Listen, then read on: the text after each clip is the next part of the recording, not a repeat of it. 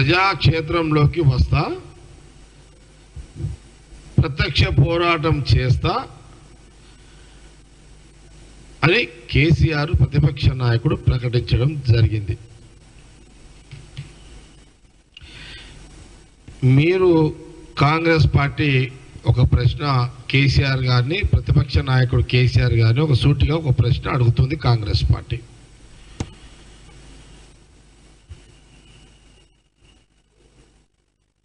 మీరు ఇంట్లో కూర్చొని మీడియాలో ప్రకటనలు ఇవ్వడానికే అయ్యారు మీరు అని కాంగ్రెస్ పార్టీ మీకు చాలా స్పష్టంగా తెలియజేస్తుంది. మీరు ఇంట్లో కూర్చుంటారు, మీడియాలో ప్రకటన చేస్తారు.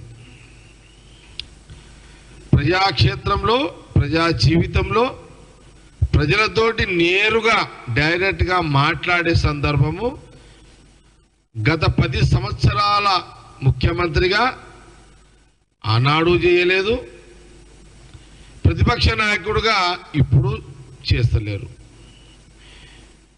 మీకు అలవాటు ఉన్నది సభల పోయి మాట్లాడడము, మీడియా ముందు మాట్లాడడం. మీరు నేరుగా డైరెక్ట్గా ముఖ్యమంత్రి హోదాలో ఆ రోజు ప్రజలకు బాధ్యత పరంగా మాట్లాడలేదు, ఇప్పుడు లేరు.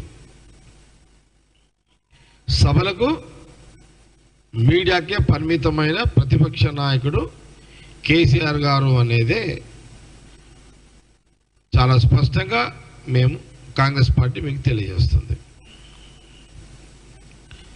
కాంగ్రెస్ గవర్నమెంట్, కాంగ్రెస్ పార్టీ గతంలో కాంగ్రెస్ పార్టీ ప్రతిపక్షంగా 10 ఏళ్ల కాలంలో ప్రజా సమస్యల మీద పోరాటం చేసింది. అందులో ప్రధానంగా రైతు రుణమాఫీ 9.5 సంవత్సరాల కాలంలో మీ పరిపాలన, 10 ఏళ్ళు కాదు, 9.5 years అంటే 9 సంవత్సరాలన్నర కాలంలో కాంగ్రెస్ పార్టీ మీరు ఇస్తున్న 1.5 రుణమాఫీని ఒకే కిస్తీలో మాఫీ చేస్తలేరు, కిస్తీల వారిగా డబ్బులు వేస్తున్నారు. కిస్తీల వారిగా మీరు డబ్బులు వేస్తున్నారు. అది రైతులకు తృప్తిగా లేదు, రైతులు ఇబ్బంది పడుతున్నారు అని ఆనాడు కాంగ్రెస్ పార్టీ ఒక సందర్భంలో 3 PCCలు, 2 PCCలు, ఒక ప్రతిపక్ష నాయకుడు. ఆ రోజు ముఖ్యమంత్రి రేవంత్ రెడ్డి ముఖ్యమంత్రి కాకముందు 3 ఏళ్ల PCC, 2 ఏళ్ల PCC ప్రెసిడెంట్గా,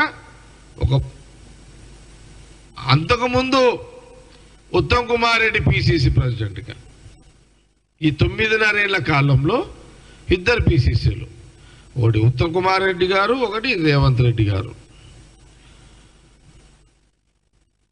ఆ 9.5 కాలంలో అటు ఉత్తమ్ కుమార్ రెడ్డి గారు, ఇటు రేవంత్ రెడ్డి గారు PCC ప్రెసిడెంట్గా ప్రజలతో నేరుగా, రైతులతో నేరుగా